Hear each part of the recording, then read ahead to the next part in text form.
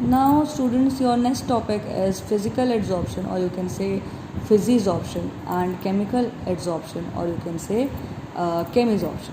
So, let's start it by one.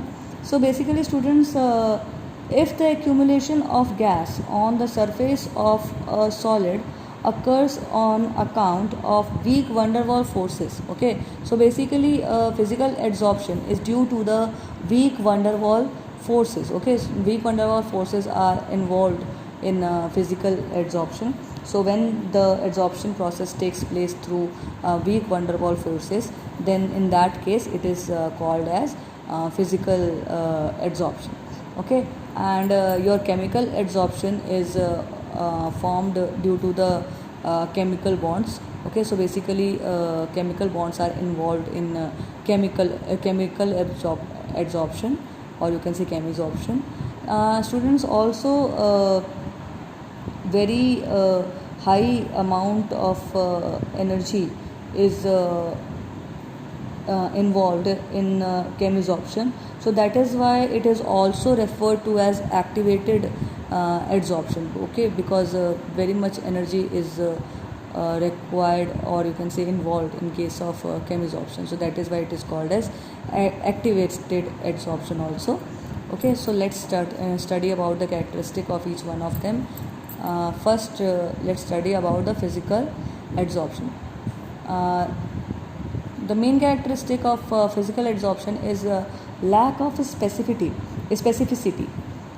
Given surface of an adsorbent does not show any preference for a particular gas, as the van der Waals forces are universal, okay. So basically all of you know it that the weak van der Waals forces are universal in nature.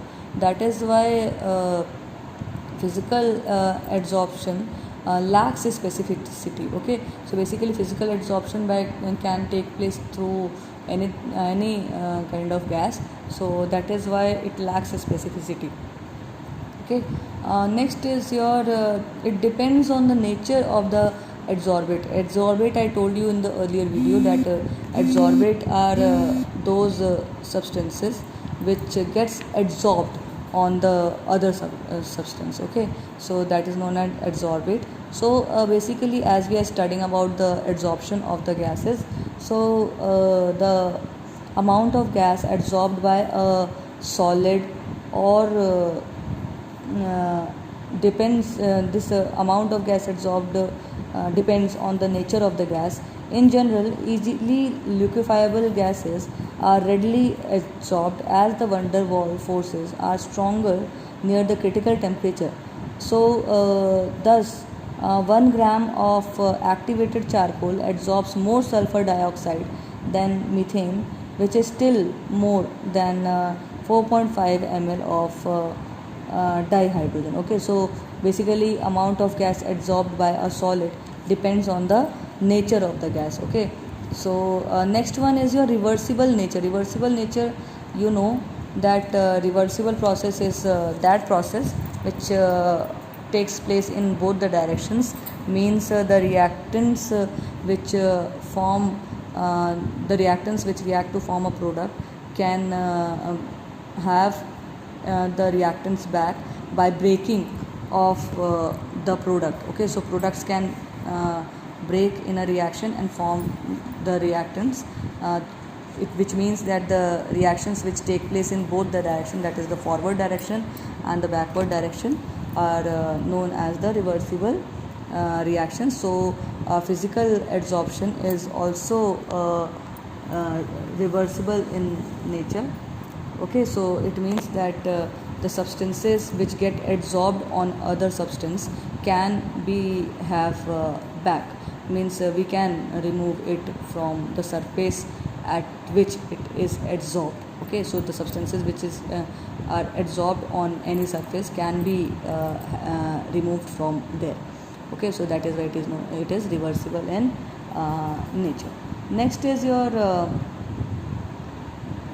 surface area of adsorbent, means the dependence on the surface area of the adsorbent, okay. So Basically, the extent of adsorption increases with the increase in surface area of the adsorbent. So, thus, finely divided materials are porous substances having large surface areas are good adsorbent. Okay, so the substances which have larger surface area behave as a good adsorbate.